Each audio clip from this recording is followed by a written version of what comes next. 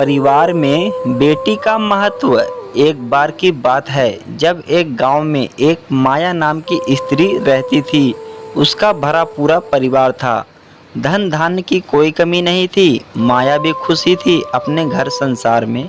लेकिन कभी कभी अचानक बेचैन हो उठती। इसका कारण वह खुद भी नहीं जानती थी। पति उससे हमेशा पूछता कि उसे क्या परेशानी है, पर वह इस बात का कोई उत्तर ना दे पाती। तीनों ही बच्चे बड़े हो गए थे, तीनों ही किशोरावस्था में थे।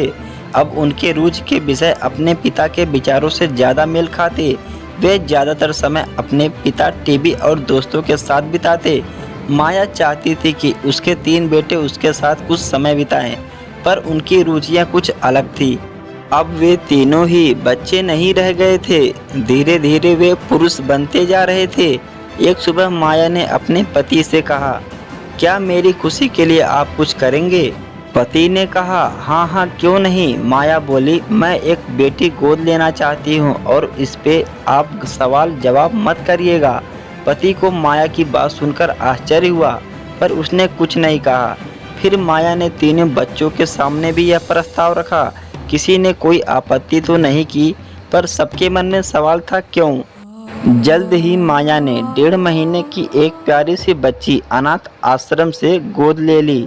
3 बार मां बनने का सुख भोग लेने के बाद भी आज उसमें वात्सल्य की कोई कमी नहीं थी। बच्ची के आने की खुशी में माया और उसके पति ने एक समारोह का आयोजन किया।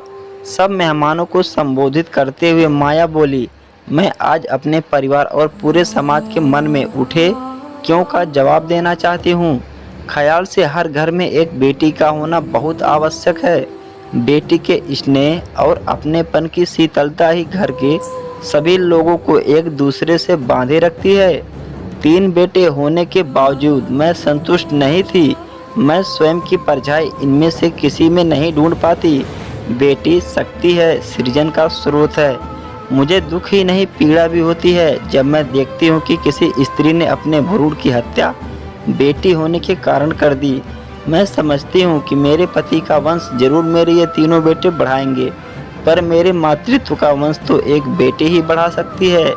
अगर परिवार में बेटी का महत्व कहानी पसंद आया हो तो अपने दोस्तों में शेयर जरूर करें। धन्यवाद।